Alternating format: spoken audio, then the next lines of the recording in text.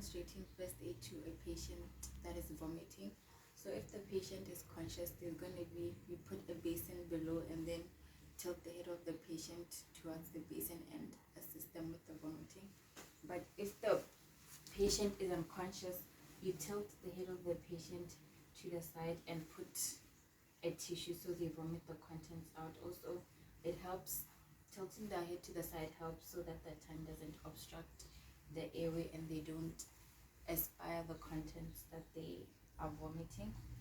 Or alternatively, you can put the patient in the recovery position, which is like this.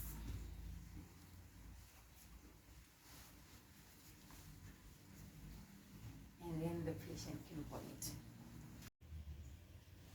Hi, I'll be explaining first aid in aspiration.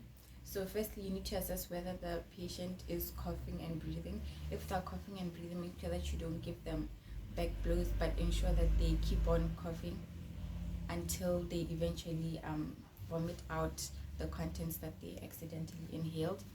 But if the person isn't coughing, then you have to give the patient back blows.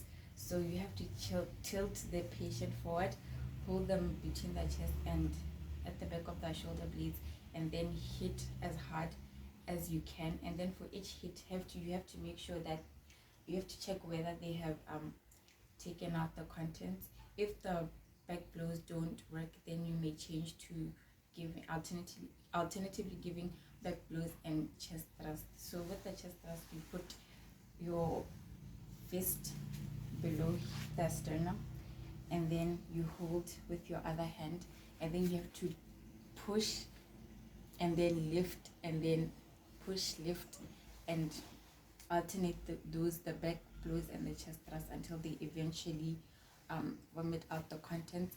If the patient becomes unconscious, then you may proceed to give the patient CPR.